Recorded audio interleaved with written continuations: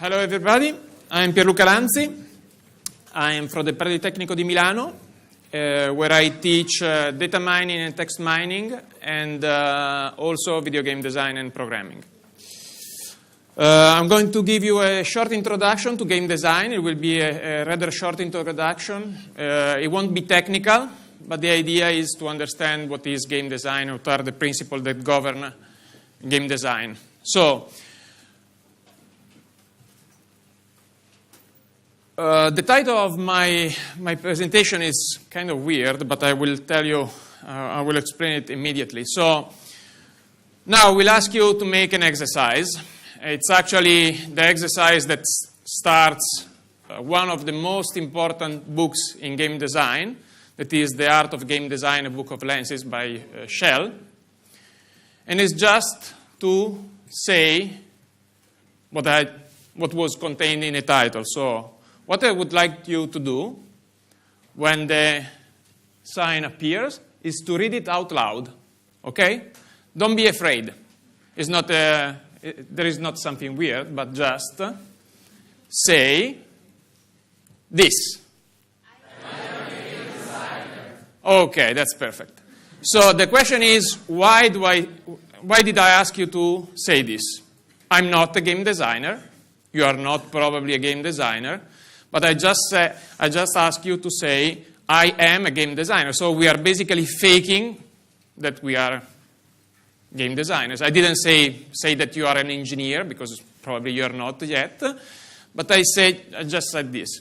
So the reasons is twofold. First, even if you don't know, in a way, you are a game designer. You forgot you have been a game designer.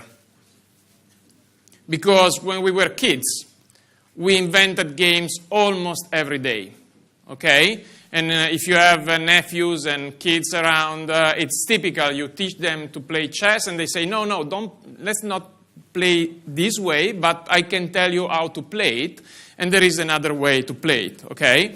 And if you see kids, I remember once upon a time I was waiting for a table in a pizzeria, and outside the door, there were two kids completely playing with some weird stuff on the floor. It was really dirty, but they enjoyed themselves. The parents were completely bored because they were to wait 20 minutes in queue, and it was like this.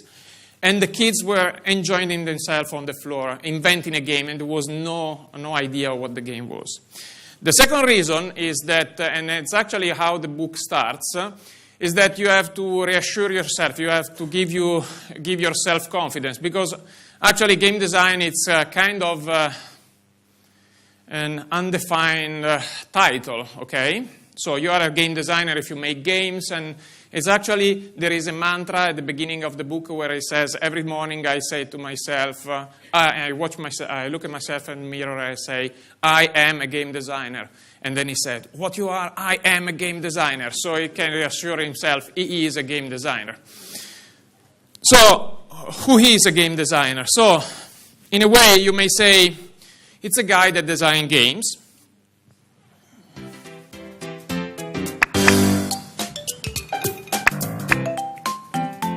So, all right, what's going on, ladies and gentlemen? My name is Patrick Ninja, and welcome you to my walkthrough of New Super Mario Bros. It's a guy that designs something like this. And I see this and I say, this is a very nice game. We get to play. Look at the mushrooms; they are really nice. It's been such a long time. This coming. Is I can't wait until we get to play Zelda in high Mario. definition. But so I think Mario is you decide a pretty good launch what title. kind of story mode you want.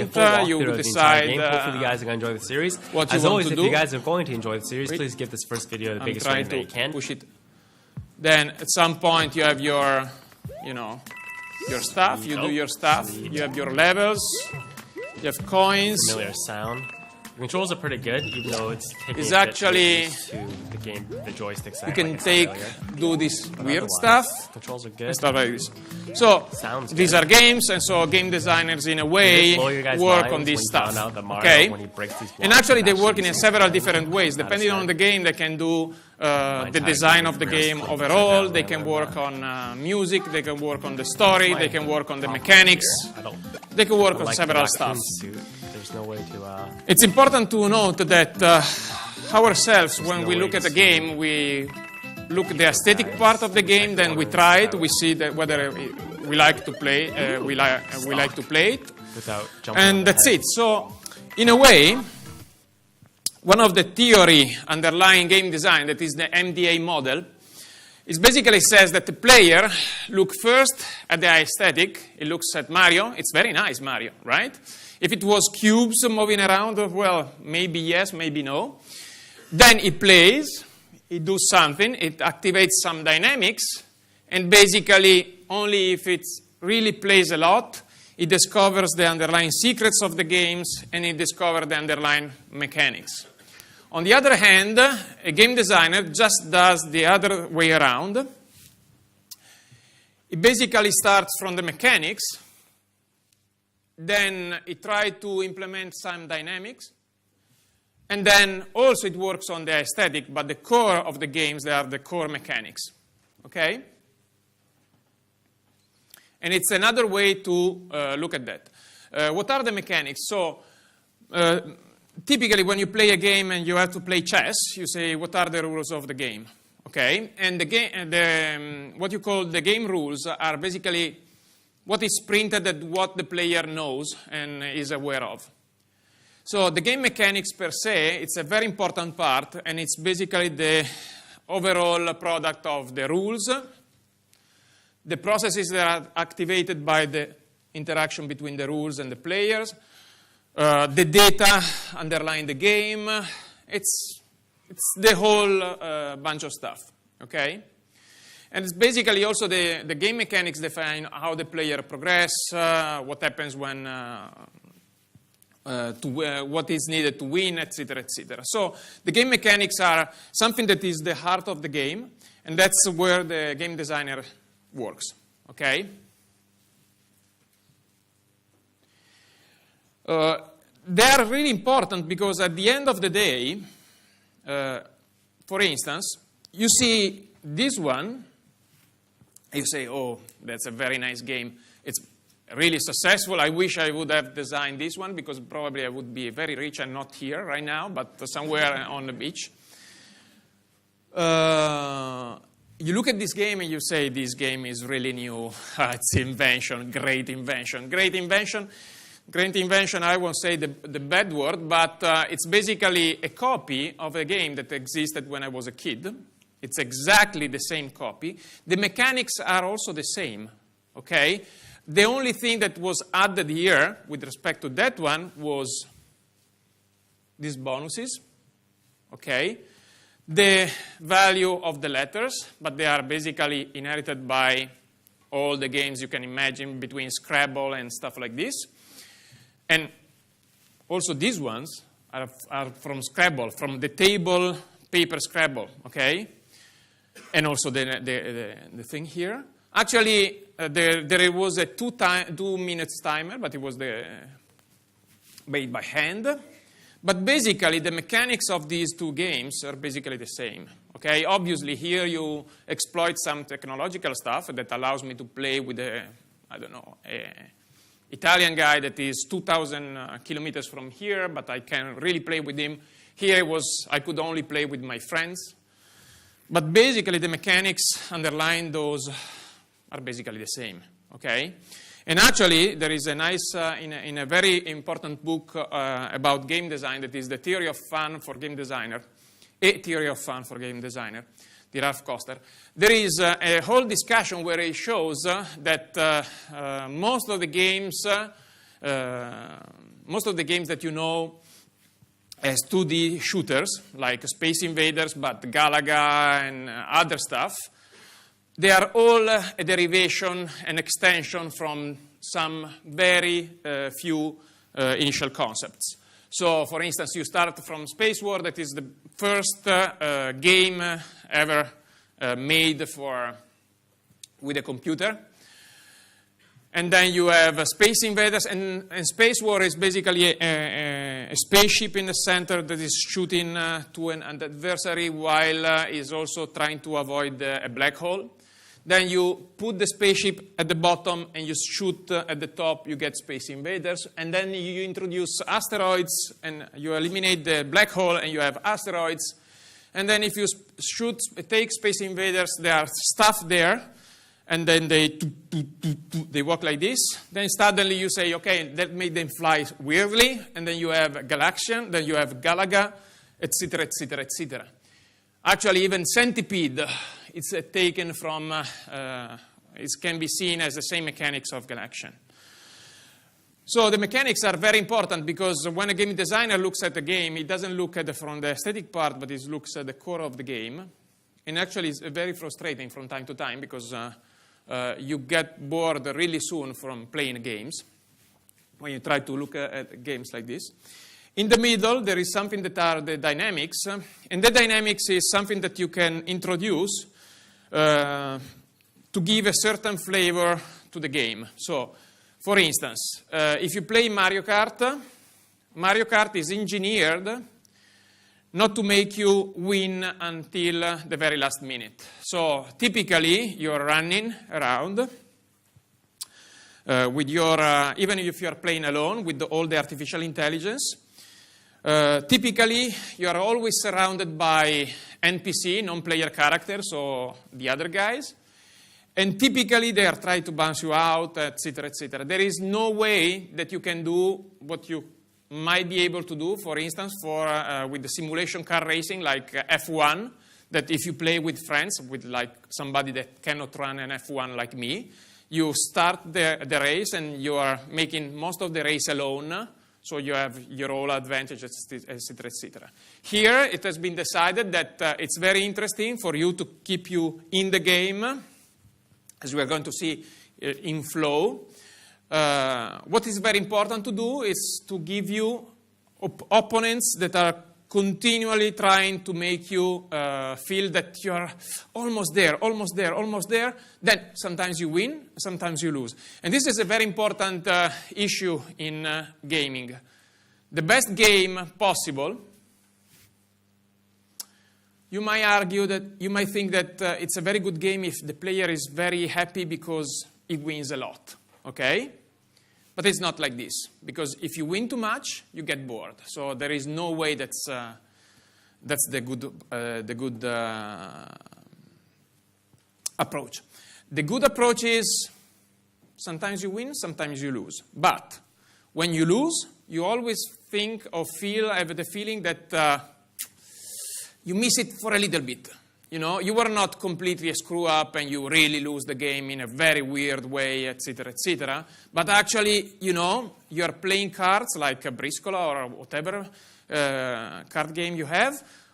Yeah, I lost. But actually, I lost, you know, because the last card I picked up, it was not the right card. But because if that was a king, I would have won. Okay? So any game that is keeping you really tight into the balance between victory and loss, and make you feel that if you lose, it was your fault, but actually also luck. That's the best game possible, and this is the dynamics that this one, game like this, implement. Okay. Now, if we want to analyze games, what we need to do? Well, we need to do two things. Well, we need to understand games, and we need to look at games in a different way. And basically what we need to do is to build up a dictionary to speak about games and to understand what are the elements that make a game. So the question is, oh my God, really? So you take games and video games, and you give them to a university professor, and suddenly he starts to make definitions and stuff like that, to make them really, really boring, which is okay. Actually, there actually been the game designers themselves that try to give the definitions, and the advantage of giving a definition is to identify those elements. And then when you have to design a game, you can work on those elements and identify those elements, and those elements becomes the leverage you have to produce something new. Okay? So, first of all, we're going to look at the structure of the games. And then, after we are looking at structure of games, we're going to go around and say how we can use those to make an interesting game. Okay?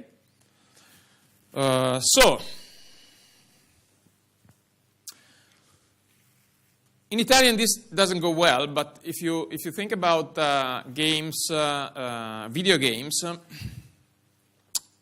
and you ask yourself, what is a video game?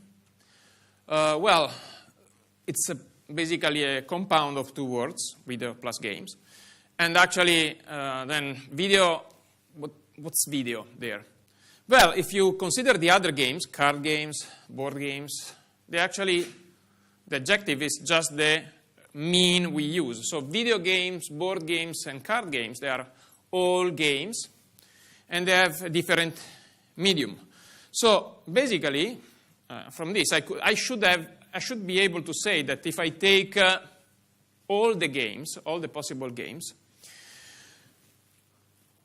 they all should share the same elements. So in my way to say, give definitions, I should be able to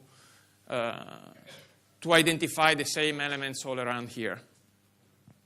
So another game design book typically starts with the Doom and chess, but here I put 4 just for the fun, and says, okay, look at the similarities and look at the differences. Okay, this could be very interactive, but you are way too many to make this. So I ask you just to think 30 seconds.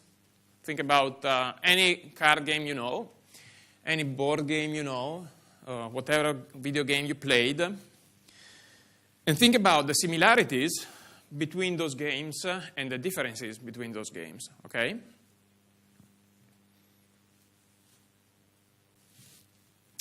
Now, so what are the similarities and differences in this case? So if I think about these 4 games, there is one thing that is always there, and it's the most important thing present in a game. Can somebody guess who is it? What is it? What's that? Rules. Other thing? The enemy. Other thing? Win or lose state. What's that? Playground. Okay, playground. Okay. Plot. Goal. Oh, that's very interesting because, okay, the most important part, and it's, what's that? Sorry, I'm deaf from one ear. Fun? Player. That's the most important part. Everybody forgets about the player. And it's very, very, very important. Why it is important? It's written there somewhere. You cannot command somebody to play.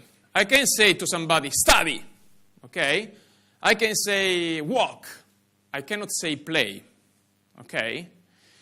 I cannot force anybody to play. And actually, if you tried when you were a kid and you tried to say, no, I want to play, come on, play. And the other guy say, no, I really don't want to play.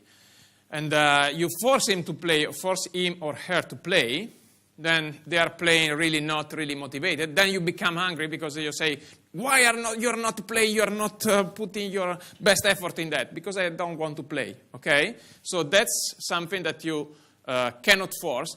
The player must have the attitude to play, otherwise he cannot play.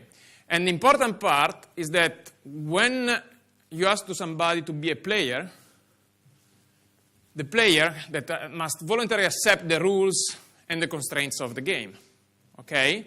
So if you ask me, do you want to play chess? Yes. I sit at the table and I start playing with this weird rules or randomly, or I play without that. You don't accept that. And that's the most important question, because I don't know whether you or not you are going to try to make a game in this career, in this course, etc.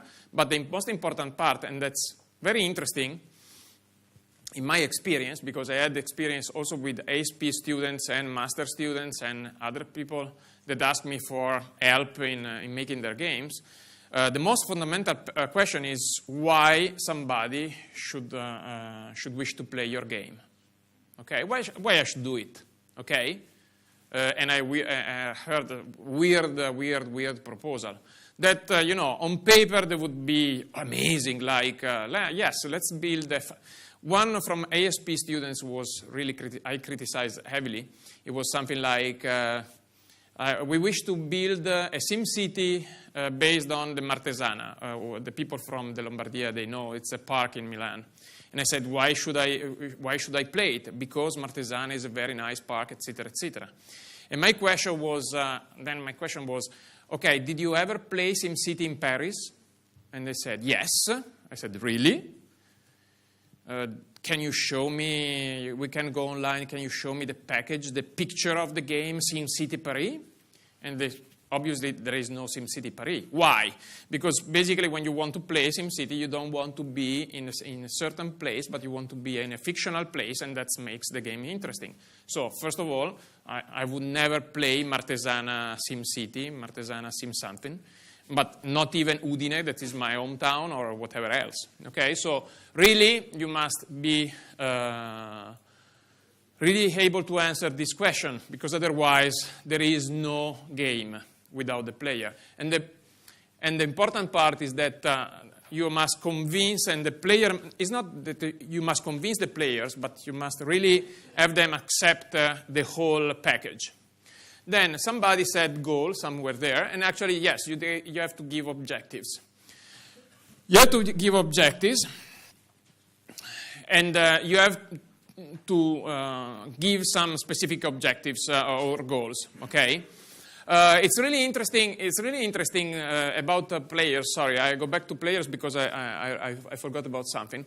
That you can force somebody to listen to music. I can make here. I can put up one of the recent David Bowie songs that I were listening when coming here, and I can force you to listen to that, even if you don't want to. I put it in a very low volume, and I can force you. So I can force you to do something with music. I cannot do it with games. That's make games special. Objectives are very important. Can you have a game without objectives? Generally, no. But recently, somebody made a game with no objectives at all, and everybody was really curious to try it. Okay, it was you roam around in a forest, and in a forest you would go to some parts, and there were some kind of music, and then there were people going around. It's actually on PS3, I think. It's going to be published on PS3. There are activities that are not that don't have a goal, so I can watch a movie just because I have time to pass, or I want to stay on my couch. But that's in games. The objectives are key elements. Okay. That gives structure and actually also gives a kind of meaning to that. Okay.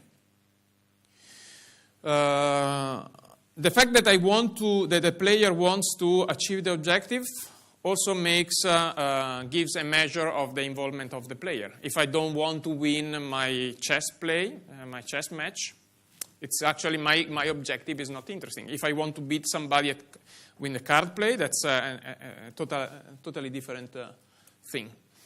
There are two things that are present in a game that are rules and procedure. The difference is very subtle. The rules are the typical thing. In chess, the king can move this way, and you lose if blah blah blah. Procedure are everything that comes before and the organization of the match. Okay, so it's typically you choose the color of your pieces, and for instance, in chess, you take the two elements and you mix and you say left or right, and then I say, oh, you took white, and then we rotate the board, etc., etc. And sometimes the procedure is very important, because the procedure is also the part that in the game makes you move from us here into the actual game, into our fictional world. Okay? I cannot have it here, but for instance, one of the best procedure in the world of gaming, it's Guitar Hero. because when you put up yourself, you are in front of the TV, and you put on the guitar, that is a very crappy guitar, and you start, and you have the guitar there. It's really a fake guitar. It has only four buttons. It's really, really, really bad. But actually, you feel like Aerosmith all over again. Okay, and that's a very important process. That's the whole process. The part of the procedure implements what is called the onboarding.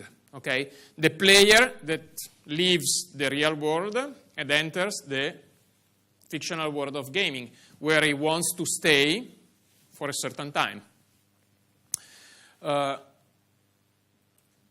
Most of the game have resources. Chess, it's the number of pieces you have, for instance. There are several games that are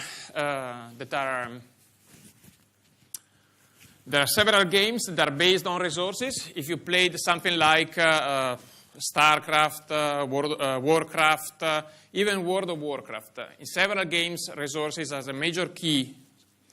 And actually, just to give you an example, there was a game designer that was speaking at one of our lectures, and he was making an example of use of resources to create the pace of a game. So, now, suppose that you have a shooter game, an FPS, where the one that you are in first person and you go around and shoot stuff, okay? Whatever are, the zombies, aliens, companions, professors, whatever it is.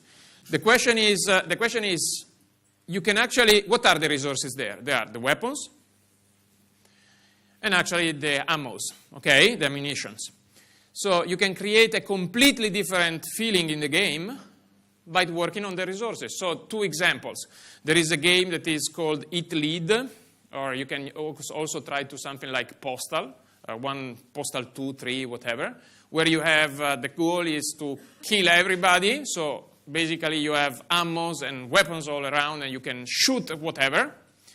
And the pace you create in the game, it's extremely high-paced, and you feel like, yes, let's go shooting, all happy and go around, okay? On the other hand, if you take Resident Evil 5, that was the one in Africa, which was highly criticized because actually most of the zombies were blacks, so it was not really nice, a group of 5 whites that goes and kill all the black zombies.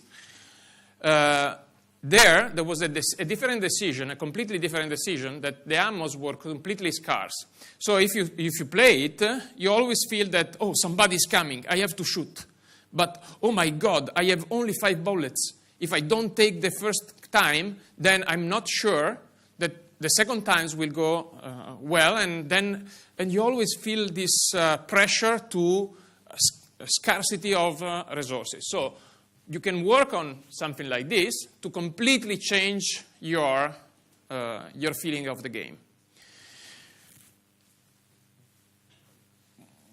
What rules, resources, goals, etc. bring and build, it's the conflict. And that's actually really the goal of the game. The goal of a game for the player is to solve the conflict that the game builds. What is the conflict? Well, it's actually something that is there because I have a goal, and I made rules that actually don't allow me to get to the goal, to achieve the goal easily. And the typical example, every designer does this example, I don't know why there is no other examples, it's actually golf. Let's take golf as an example of game. So the goal of the game, well, you have the player and you have to convince them to pay a lot of money to go and play golf. If they have them, then they go there, you give them the goal. And you give the goal that is, take the ball into the hole, okay? So it's a very plain and simple goal. So if there were no rules, I would take the ball, walk to the hole, and put there. So I decided it's too easy, so I decide to bring sticks there. And I have to say, okay, I put it far, far, far, far away. You cannot touch the ball. You have only to use sticks, and then you have to put the ball there. And so that's how I create conflict. My conflict is I wish to take the ball into the hole, but the rules don't allow me to use the easiest solution out. So I create this conflict, and this conflict is very important because if the conflict is not acceptable, then people won't play the game. So suppose that I make the version of the toothpick golf, where you have to use a toothpick to put the ball. Stuzzicadente, for the one who didn't understand. So would anybody play golf with a toothpick? No. Would everybody play golf, I don't know, with a cannon? You have to shoot the ball with a cannon and put it there? Not really. So I have to have the right balance, and if the conflict is acceptable, then the player accepts to play the game, and that's everything is in work. Okay? The other thing that it's important in the game is the outcome. Why it is important?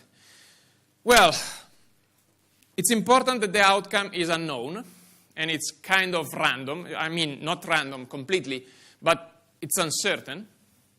Because otherwise, it's not really a game you wish to play. So the typical example I do in this case, it's suppose there is a student of mine who is a master in, it's a math engineering student, and it's a chess master. National chess master is not like an international chess master, but it's a chess master. I barely know how to move the pieces, okay? Would I play chess with him? No, because I already know that he will beat me. Okay? Maybe I can ask him to teach me chess, but I wouldn't play chess with him because he would be the guy that I move, the second piece I move. Okay, this is checkmate in 37 moves. And I say, oh my God, what I'm going to do? Okay, so would it be nice? No, because it's not uncertain. Actually, it cannot be completely random because otherwise you wouldn't play. So as I said before, there must be this balance where you feel that it's uncertain, you can win, but at the same time, and you're always in balance until the end, okay? So Mario Kart does it by putting, programming, artificial intelligence, say, that's the player, go around the player. So you are the player and you're always surrounded by people that are trying to kick you out. Razzles does the same. Who plays Razzle?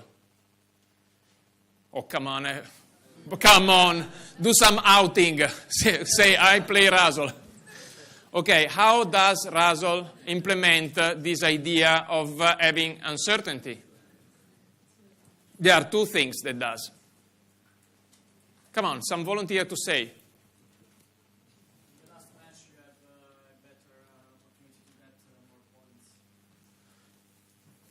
That's the best. I don't know why you attended my course before. No, that's a very good answer. That's when you play Razzle, the first match you play, but the difference, even if I play with my girlfriend, that she's very good with respect to me, that I'm completely scarce. The difference could be 50, 60 points, 100 points. And I said, oh my God. But the second time I played in the second match, there are 3 matches in Razzle, right? So the first match, usually distribute a little bit of points, a small amount of points. The second match, a little bit more, okay?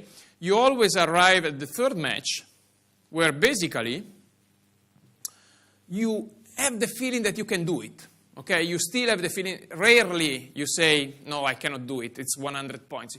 You say something that's something like 60, 100 points, 200 points over 1,000. You say, it's 10%. I can do it. And typically you don't. So the point is that you have the feeling to play the third match. Few people, I mean, at least, I'm very scarce at Razzle, but I never had the feeling that I don't play this match because he already won. Okay? My adversary, my opponent is too strong, I already won. The second factor that does this, it is the matchup between opponents, okay? Razzles and other games, they have all, especially the multiplayer games, all the multiplayer games, they have algorithms that must be very, very good to match you up with an opponent that is typically at your level or reachable level. Because otherwise, if hypothetically it would put you always against something that is too strong for you, you would leave Razzle and the Razzle community immediately, and they don't want that. Now, all of what we have seen are called formal elements, and basically they're the essence of the game. They are the essence of games. And what the designer does is to put everything there, use this, work on this, and in a way use them to make some outstanding or some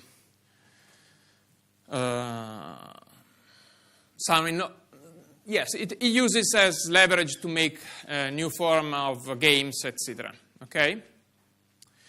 The point here is that by understanding that you have all these elements, you may say, okay, what about a game that doesn't have competition? Can I create a game with where 6 people that can collaborate together and can also enjoy playing? Question. Did you ever play a game like that? Dungeons and Dragons, that's a very good option, yes. Dungeons and Dragons, that's a role-playing game. Other? The Sims, it's a kind of, it's not collaborative really.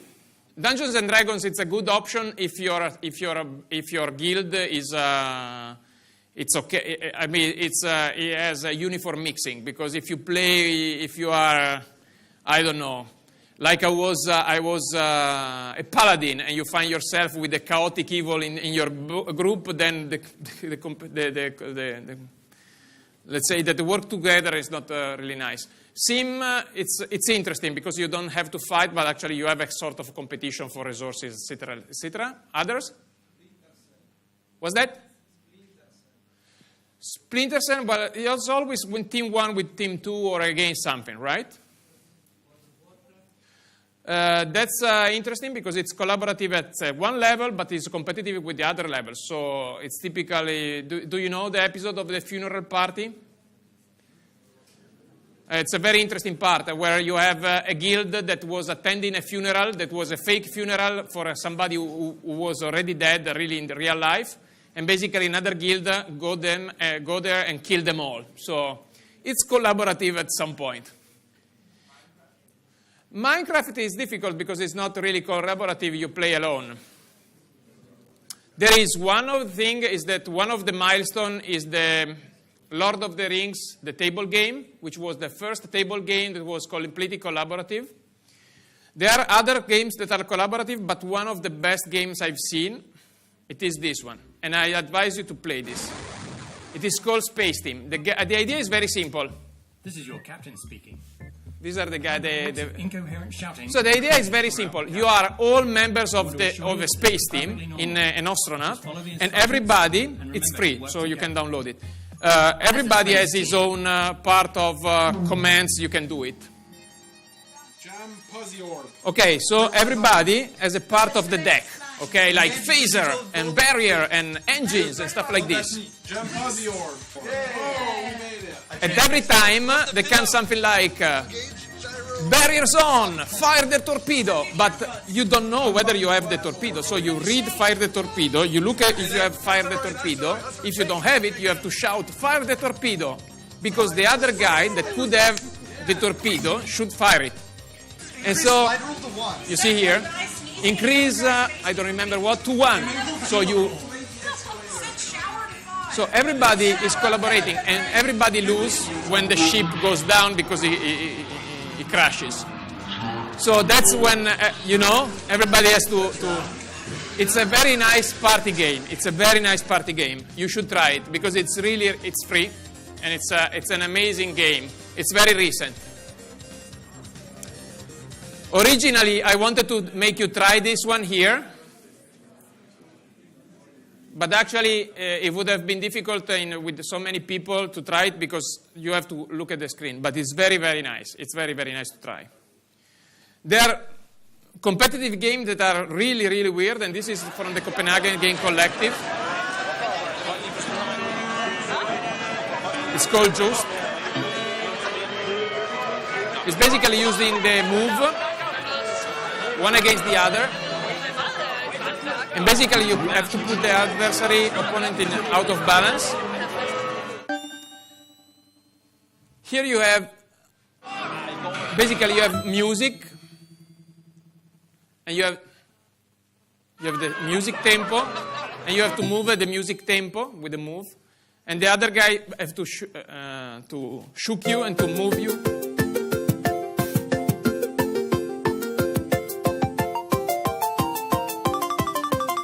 So you have something that is computerized, because there is a computer, but you don't have the computer there. You don't have a screen. So basically, you are defending your stuff, while others try to move it. And it's interesting that because you have the same. Well, you can download it. It's in this one. You have to buy the Sony moves. Depending on the tempo, you have to keep the tempo. You cannot move outside the tempo, otherwise you lose. Okay? So the other ones, when it goes slow, everybody's going slow, but they are trying to move. But I cannot move somebody else by moving mine, because otherwise I lose. And it's very nice. Always by the Copenhagen Game Collective, they are an experimental gameplay group. Button is amazing game. So Button works like this. You have a computer with controllers, like controllers for the Xbox there, and there are all the buttons there. So you have instructions like take, fake, index, and then the rules are given by the computer, but actually implemented by the guys that says no, you didn't do the right thing. So the rules are not implemented by the. So move slowly, slowly, slowly, and then you have to push it. And then you can actually try to combat the other player, not to allowing. It's a very nice party game. You can download it too. And so there are different games you can play with that. 5 push-ups and then take that one. Jump, jump, jump, and then go. 1, 2, 3. You have to drink a beer and then.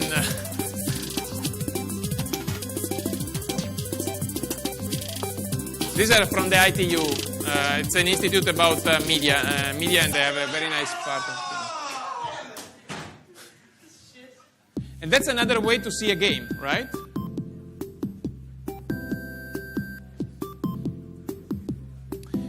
And it's all about working on the elements and try to use the right leverage, right? So what about a game without this, or what about a game without rules, or what about a game, etc., etc. The interesting part is that at some point you might build up a game with the same core mechanics that is basically successful or completely unsuccessful. And you go, for instance, from here. It's called Fragger, sorry. So you have terrorists, you drop bombs on terrorists, they explode, you get points. It's really nice, you know.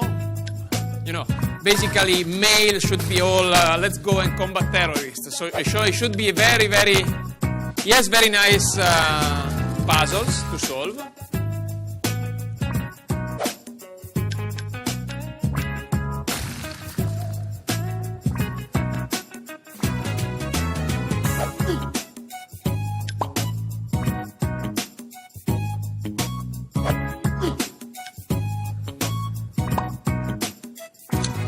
Levels, etc., etc. And it's a very nice game, but actually it was not as successful as this one. What's up? John, and actually the core mechanics are exactly the same. And actually, if you see it on paper, you say, I have a game where you have to kill terrorists, and I have a game where you have birds that suicide themselves by exploding near green pigs. I hope you guys enjoyed this review of Angry Birds. And actually, really fun and interesting if you game check out on the Angry iPhone Birds, the story, it's interesting So we'll because it also has the story at the beginning. If you think the story, Launch the the story is application. You have to say kill As this menu the loads green up pigs. here. Why? I wanted to We say stole that the this eggs. Do you application ever is see the very eggs cool. all around in the game? Has a lot of No. hours of gameplay. So what? 99 cents you know, is pretty cheap it's really for this weird because the game, in my goal is opinion. not even there. It's But like I'll cover playing these golf without icons at the bottom the hole that somewhere. are on this menu. The information, I'm just going to tell you a little bit of information. So the question is, about what this makes application. one game You have a choice successful of or the other? muting the Nobody background knows, music, as obviously. you can hear in the background. Just mute that if you'd like. Turn it back on. It's But pretty there are cool. elements you can work on to make it work. So one of the things that is very important is the challenge. So the level of challenge you give to your players. Okay. So the conflict that we created by putting rules and putting a goal that is basically opposed to the is some kind of blocked by the rules.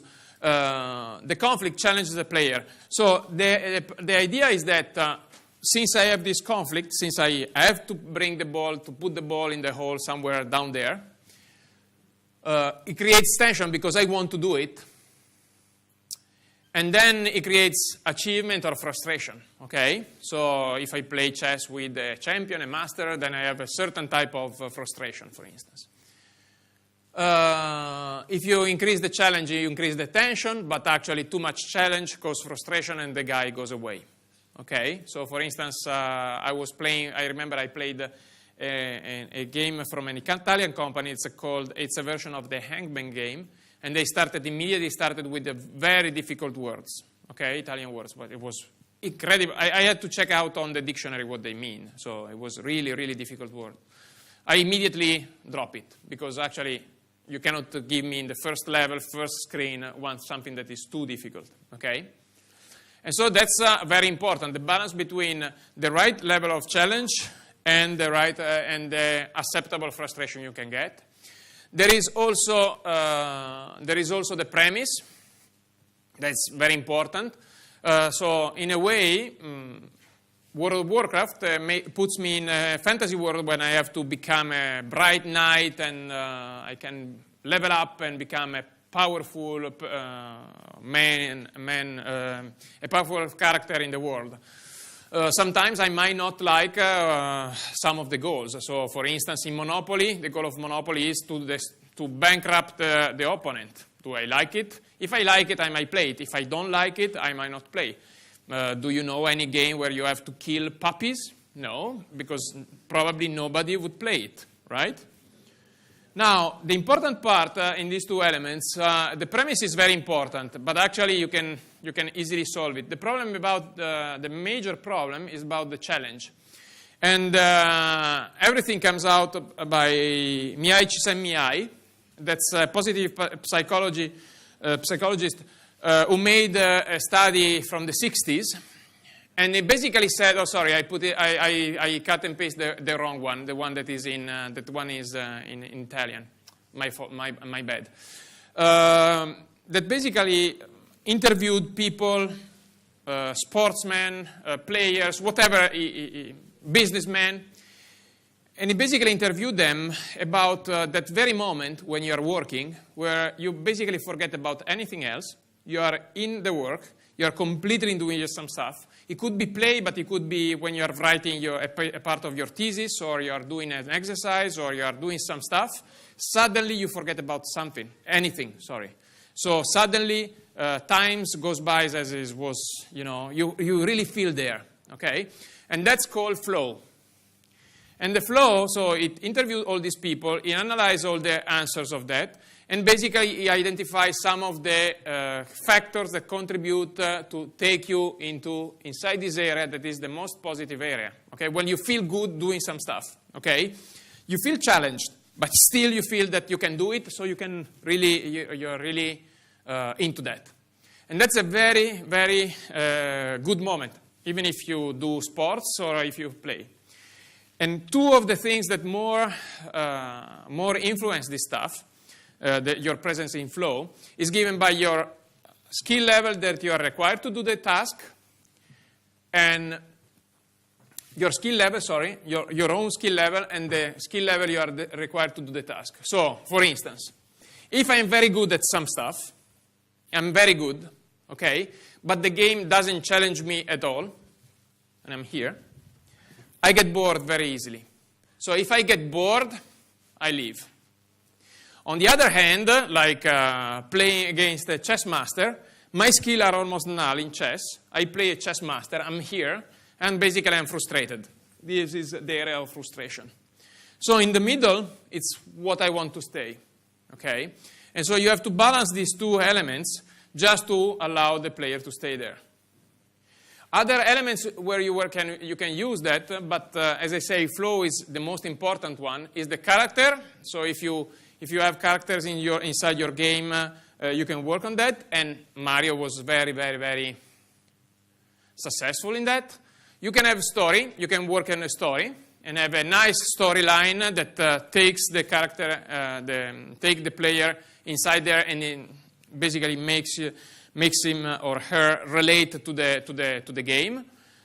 Typical example of this is Heavy Rain. That is a PS3 game that was the first one to make something that was more like a movie with a big story. One of the most recent games that has been prized about the story, it is The Last of Us. It's also a PS3 game. It's very well known for the type of character it depicts and how the story is, let's say, complex and... Do I need to remind you what is out there? Once upon a There time, are always kind of zombies around, but you are, had somebody that I cared about. this is the mood of in scarcity, this world, etc. that sort of shit's good for one thing: getting you killed. It's interesting that whether you have a story or not, typically everything follows. It's the most important thing that is used is the narrative curve, where every part, even if you are using a story or not, even Pac-Man or even Super Mario works like this. That you have an exposition of the challenge. Okay, you have to do this. Then you have to face some difficulties. The action becomes more and more difficult. At some point, it reaches a climax. In 2D shooters, it's typically the boss fight, where you are fighting small ships, and suddenly kill all the small ships, and suddenly a bigger ship comes. Or, for instance, in stories, you can have a major issue to solve, and then suddenly, everything is solved, and then there is a relaxation period. Typically, in Super Mario, when you finish a level that at the end is very difficult, then you have money, ding, ding, ding, ding, ding, everything that comes up, music, dancing, etc., etc. Pac-Man had the same. And then you have your resolution. Every level typically is done like this. So if you put them all together, what you have that the flow of the game is something like this. You go from onboarding, I decide to play. I have the first climb for playing from the exposition of the story, the climax, then I rest. Then second level, rest. Third level, there could be some big fight here, rest, etc., etc. So it's a stepwise thing. Now, another element you can work on is to understand who are your players. And this is a classification, very famous classification of players. So, and the classification is based on what the players want to do, whether they want to interact or they want to act, and with whom they want to do this stuff, whether they want to act or interact with other players or they want to interact with the world. So if you have players that want to interact with the world, you have typically explorers. So you might say that kind of here you have Minecraft, kind of. Acting with other players is typically, this area is called killers, but it's basically because all the FPS shooting stuff is, multiplayer shooting stuff is here. You want to interact with other players, it could be Sims. Okay? And so the important part, achievers, is typically something between achievers and killers is something World of Warcraft here.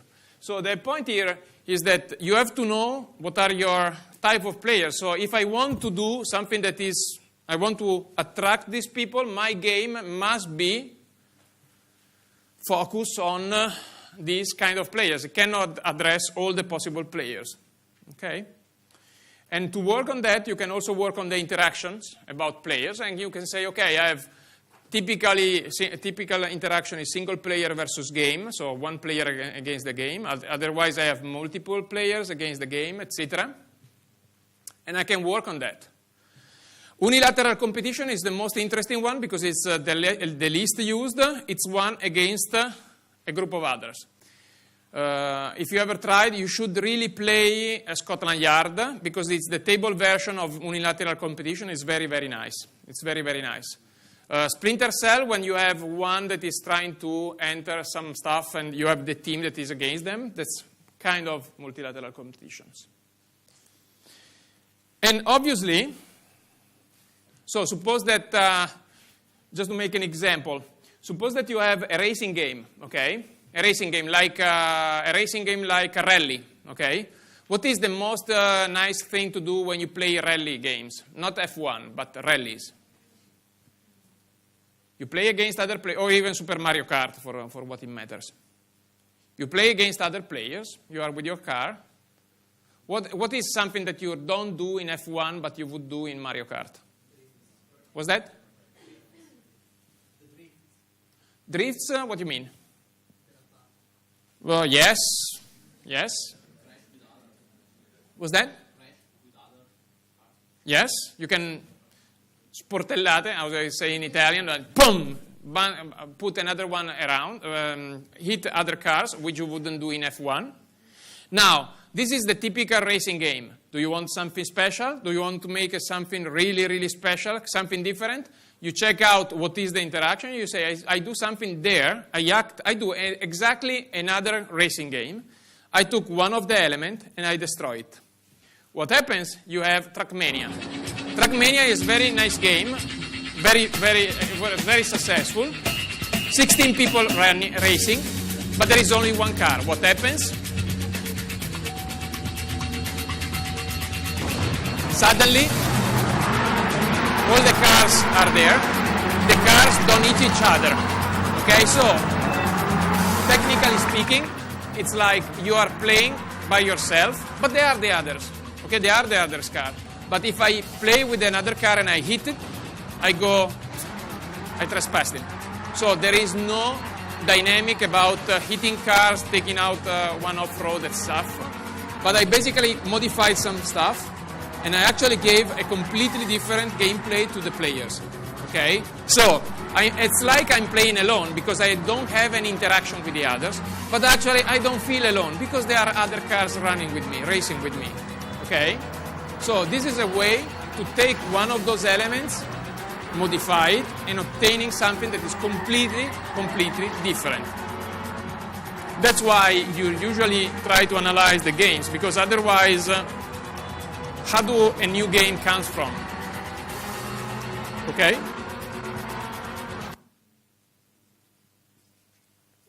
There are a lot of definitions of games. There are a lot of definitions of games. Here I put something. One of the interesting, most cited definitions is the simpler one, a series of meaningful choices. What all these definitions don't tell you is how to engineer fun. How do you fun? So, as I said, this is probably one of the most famous books in the field.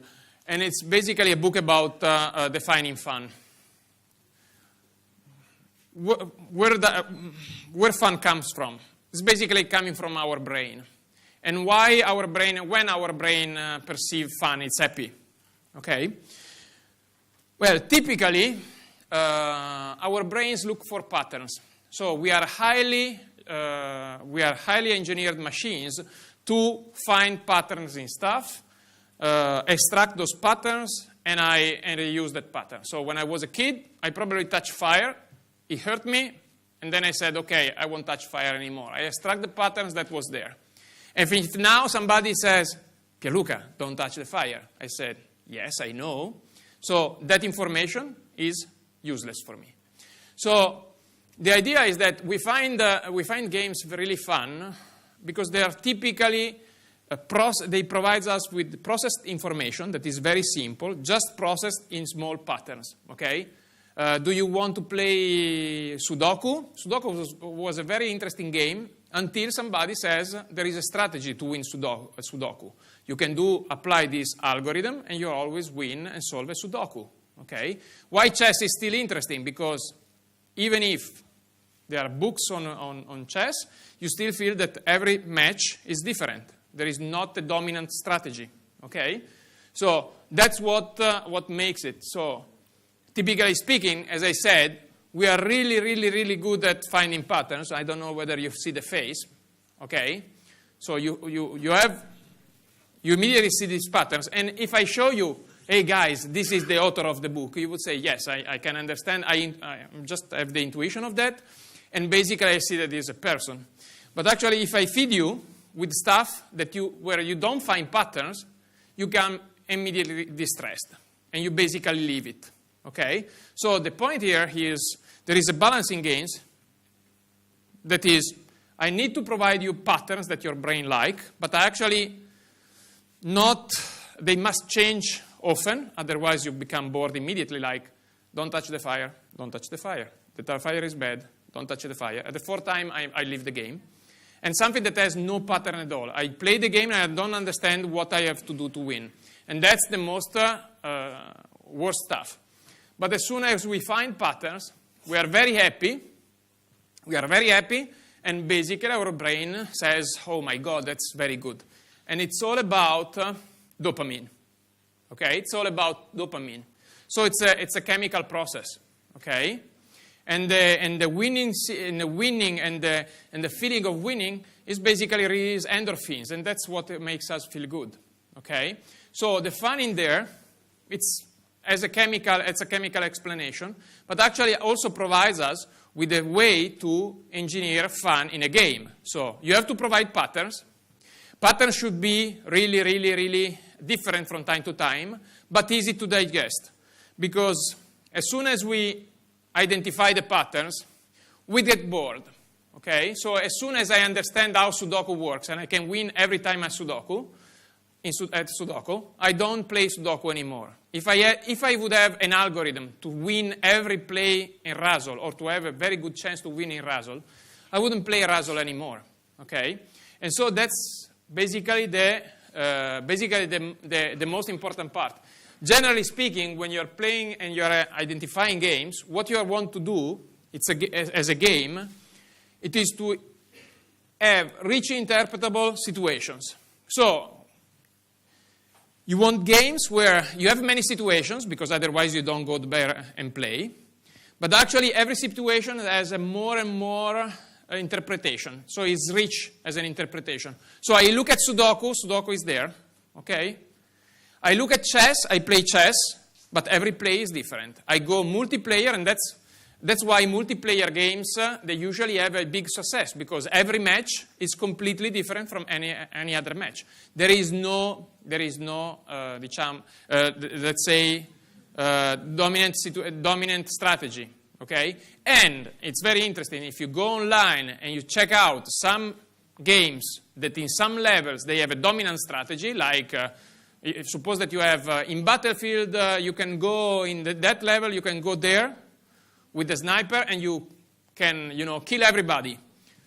All the people will be immediately pissed at the people who did the level design for that, because we don't like it. And so, for instance, we introduce something like this that start our curiosity, and that's one of the things that, for instance, in Mario is very famous. And also, since endorphins are given, one of the chemical release of endorphin is when you feel that you won in a very incredible way. You have McGonagall says that it's the fiero feeling, so you feel like, yes, I did it. That's why some games, they put exactly winning states that are amazing, I don't know whether you play chess, but I don't really like the fact that chess, oh, you win, oh, yes. It's much better when you say, yes, I did it. So that's the way my endorphins are released. That's why sometimes you feel like some games, they have extremely winning state. Candy Crush Saga exploits basically even the nastier way to show you that you are winning. I remember the first time I played the Candy Crush Saga, and was the only one. I made, I don't know, whether 3 lemons in a row, 3 candies in a row, whatever it was. I say, oh my God, what I do was, that's why they use it, because the feeling that you are winning, even from stupid stuff, that's probably, I was thinking, at the university it would be really nice to say, that if you even get an 18 degree, the minimum degree, then you have people cheering, yes, you did it. I wonder whether it would change your feeling about that. So we have 1 minute left. I will show you just some of the tools, but it's a very simple stuff. So everybody in a game design, they have a book, a diary, where every time they have an idea, they wrote it there, and they wrote it physically. They don't write it with the computer, because when you do a sketch, it's much better.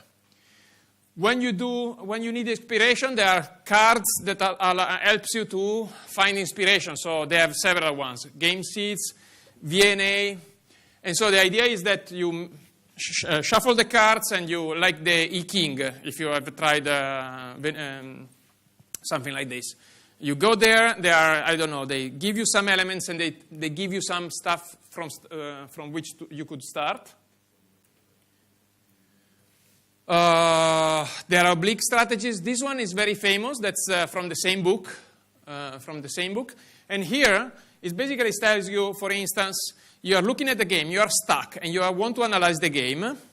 You pick up some of the cards, and every card is a different lens you can watch your game. You can use to look at your game. One of the things is triangulation, or triangularity, which is very important. So typically, in a game, I have to go from here to there. From here to there, I have a lot of enemies, so it's very difficult. So if I keep the games like this, if I'm not very good, they killed me, I go back. At the third time, I leave the game. So you use a triangularity strategy where players are provided by very good players. They go directly, kill the guys, and go there. Otherwise, they have a triangle, so a different path that avoids the enemy, but it's a longer one. So if you feel very good, you go directly one side. Otherwise, you go and take the 2 sides. Use Lego and use whatever Apple helps to build it up. And just to be then I will show you a picture. One of the things is game design is basically interaction design. So you have to consider the player, and the most important part is fail early, fail often. So if you want to make a game now, and you plan to make a game or something that is game-ish, the most important part is to start with a rough sketch of the game and start it immediately to try. These are the example of all the tests that were done to make the mouse for the Mac, for the first Mac. You should prototype immediately, as soon as possible, even with something that is really weird. For the ones who played Kojima games, Metal Gear Solid Saga, the levels that you're playing electronically, they were made by, that's an original Kojima level made by Lego. And that's more or less this. My students, when they start with a game concept that is something like this. As you see, that's the idea. And it's very important to sketch the idea immediately. And then they ended after 1 month, 2 months, with this, which was a very simple. This is the trailer of the game that they have to do. 32 minutes past the hour. Liftoff on Apollo 11. And this is the prototype of the game. That we are missing graphics and stuff like this. But that's the same game as they was implemented.